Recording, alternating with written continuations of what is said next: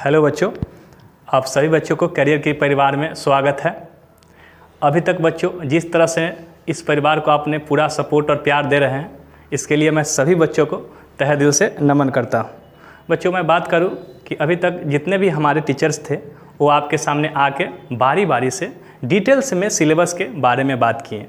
उसी क्रम को आगे बढ़ाते हुए बच्चों अभी हम आप सभी बच्चों के लिए बिहार बोर्ड क्लास 10th के सिलेबस के बारे में विस्तृत जानकारी देने आए हैं और या उसके बारे में हम बताने आए हैं। क्योंकि बच्चों मेरा मानना है कि अगर हम सिलेबस को ध्यान में रखते हुए अगर हम तैयारी करें तो निश्चित ही रिजल्ट बेहतर होगा। तो वैसे बच्चे जो 2027 में बोर्ड्स के एग्ज़ाम देने जा रहे हैं यानी 10th के एग्ज़ाम देने, मैं उन सभी बच्चों से निवेदन करना चाहता हूं कि आप अगर तैयारी करें तो सिलेबस को ध्यान में रखते हुए तैयारी करें। अगर आप सिलेबस को ध्यान में रखते हुए तैयारी करते हैं तो आपका निश्चित ही बेहतर रिजल्ट आएगा और परिणाम भी बेहतर मिलेगा। तो इसी चलिए बच्चों आगे बात करते हैं हम मैथ सिलेबस के बारे में कि क्लास 10th में जो बिहार बोर्ड है उसे मैथ का सिलेबस क्या है और कितने हम चैप्टर पढ़ने हैं और इनका एग्ज़ाम पैटर्न क्या है। एग्ज़ाम पैटर्न के बारे में भी बात करेंगे। तो चलिए बच्चों बात करते हैं। तो बच्चों मैं बात करूं कि अगर फुल मार्क्स की बात करें तो आपसे मैथ पूछे जाते हैं फुल मार्क्स बच्चों वो 100 मार्क्स के होते हैं। मैथ कितने मार्क्स के होते हैं बच्चों? 100 मार्क्स के होते हैं। और बच्चों ये 100 मार्क्स पूछे जाते हैं कुल मिला के कितने चैप्टर से? तो बच्चों हमको चैप्टर पढ़ने होते हैं 15। कितने चैप्टर बच्चों? 15 चैप्टर पढ़ने होते हैं। यानी कि हमारा जो फुल मार्क्स है वो 100 है और कुल कितने चैप्टर पढ़ने होंगे सर? तो ये 15 चैप्टर पढ़ने होंगे। तो अब बच्चों हम बात करते हैं कि मेरा ये 15 चैप्टर कौन कौन से 15 चैप्टर है जो हमको अच्छे से पढ़ के जाने हैं। तो बात करें बच्चों पहला चैप्टर की ओर चले। जो हमारा जो मैथ का पहला चैप्टर है उसके बारे में बच्चों हम बात करते हैं। पहला चैप्टर में हम बात करेंगे बच्चों की पहला जो चैप्टर हम लोग का है वो वास्तविक संख्या है। कौन सी संख्या बच्चों? वास्तविक संख्या। वास्तविक संख्या को हमको पढ़ना है। दूसरा का जो हम लोग का चैप्टर है बच्चों वो बहुपद पढ़नी है। क्या है? बहुपद। तीसरा का चैप्टर जो हम लोग को पढ़ना है बच्चों बहुपद के बाद हम लोग को पढ़ना है बच्चों 2 चर वाले रैखिक समीकरण।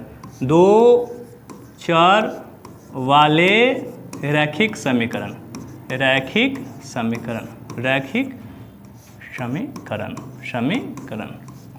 और चौथा जो बच्चों हम लोग को चैप्टर पढ़ना है वो है द्विघात समीकरण। कौन समीकरण बच्चों? द्विघात समीकरण। पांचवा चैप्टर है जो बच्चों वो है आपका समांतर श्रेणी के बारे में पढ़ना है बच्चों, समांतर श्रेणी। उसके बाद छठा चैप्टर जो बच्चों वो है त्रिभुज के बारे में। कौन सा? त्रिभुज पढ़ेंगे बच्चों। और हम लोग जो 7वां चैप्टर पढ़ेंगे बच्चों वो वृत्त के बारे में बचेंगे। कौन? वृत्त। 8वां चैप्टर है बच्चों वो है निर्देशांक ज्यामिति। निर्देशांक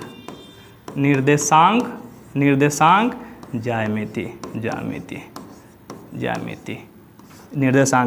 9वां चैप्टर बच्चों हम लोग को पढ़ना है त्रिकोणमिति।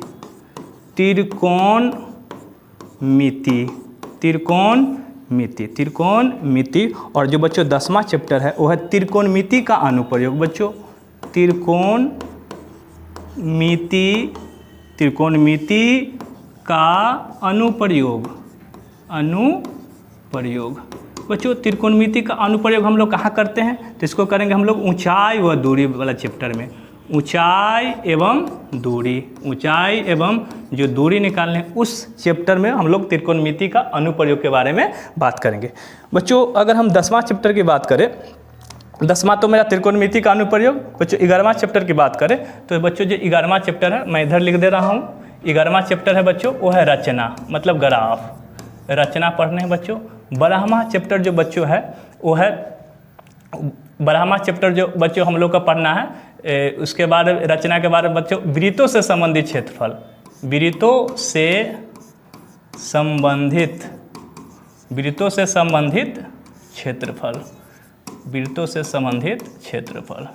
उसके बाद बच्चों 13वां जो चैप्टर है वो है पृष्ठीय क्षेत्रफल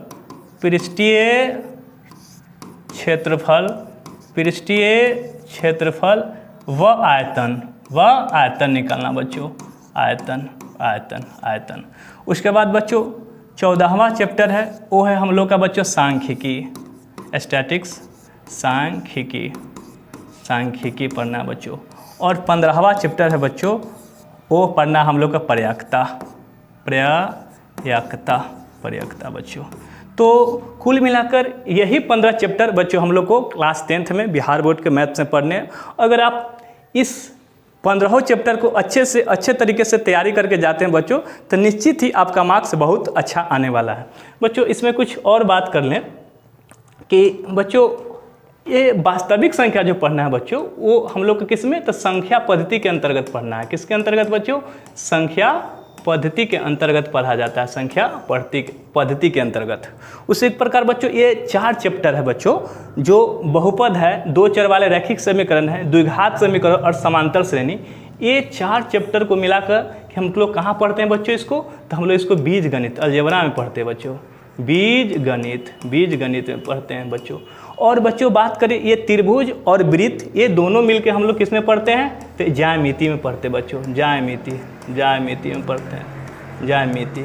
इसी को हम लोग क्या बोलते हैं बच्चों? त्रिभुज और वृत्त कहाँ पढ़ेंगे बच्चों? ज्यामिति में। और निर्देशांक ज्यामिति तब जानते हैं, कोऑर्डिनेट ज्योमेट्री। उसके बाद त्रिकोणमिति और त्रिकोणमिति का अनुप्रयोग, ये बच्चों ट्रिगो है। इसी को हम लोग बच्चों कहते हैं ट्रिगोनमिट्री। इसी को हम लोग क्या बच्चों कहते हैं? ट्रिगोनमिट्री कहते हैं। आगे बच्चों बात करें कि ये रचना, आप जानते हैं ग्राफ, रचना मतलब बच्चों ग्राफ, ये तो पढ़ना ही है।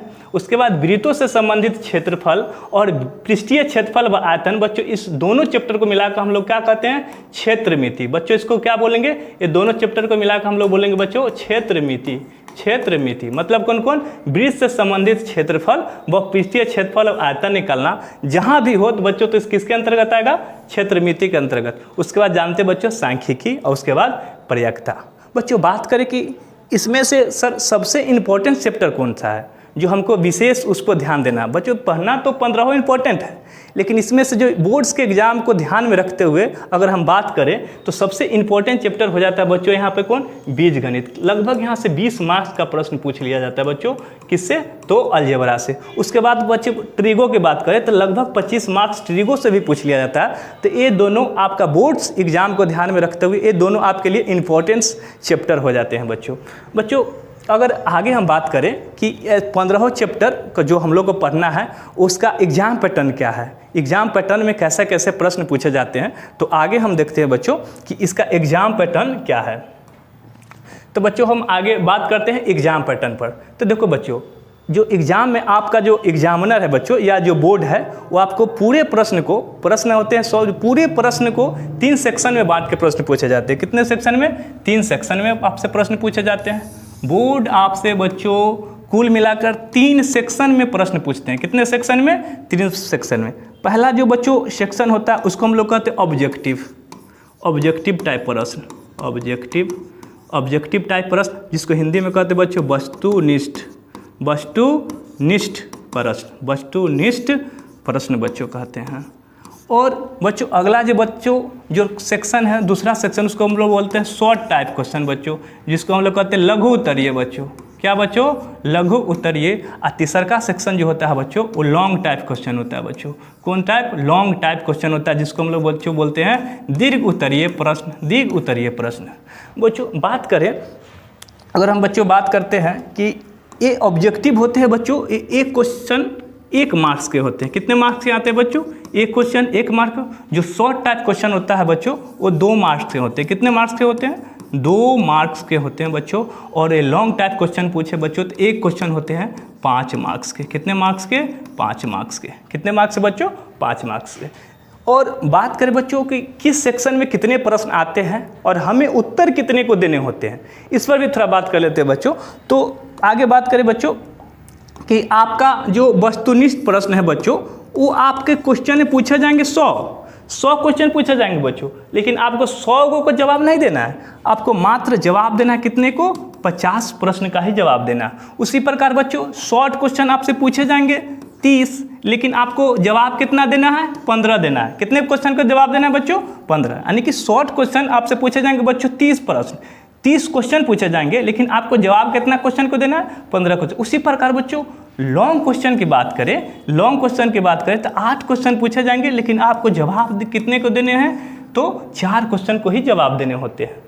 जो भी बच्चों अगर इस 100 प्रश्न ऑब्जेक्टिव में पूछे जाएंगे तो उसमें सिर्फ 85 क्वेश्चन को हम लोग का क्या करना है, जवाब देना है, जो कि बेहद आसान है। अगर आप अच्छे से पढ़ लेते हैं तो कहीं ना कहीं 50 में 50 ऑब्जेक्टिव्स में मार्क्स ला सकते हैं।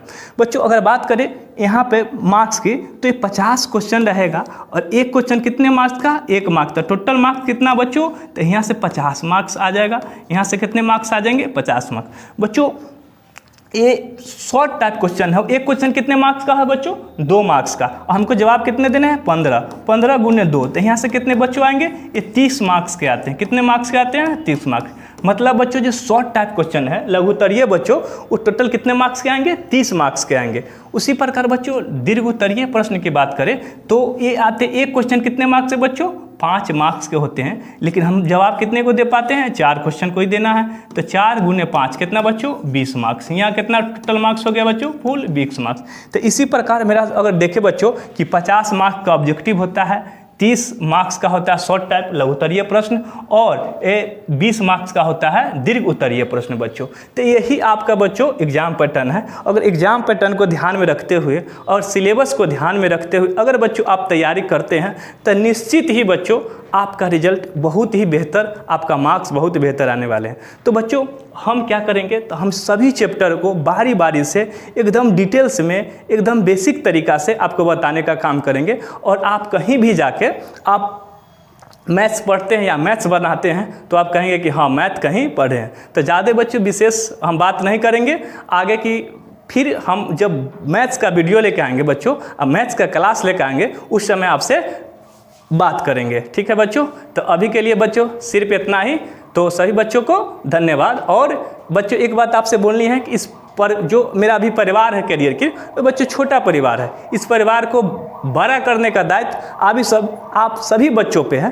तो आप सभी बच्चों से मेरा नम्र निवेदन है बच्चों कि आप ज़्यादा से ज़्यादा बच्चों को इस परिवार से जोड़ें, और वैसे बच्चे जो 2027 में बोर्ड्स एग्जाम देने जा रहे हैं वैसे बच्चों के लिए फ़ायदेमंद होगा, क्योंकि हम लोग एकदम फ्री ऑफ कॉस्ट यहाँ पर पढ़ाने और अच्छे टीचर के द्वारा हम लोग ये शुरुआत किए हैं। तो सभी बच्चों को थैंक यू, धन्यवाद।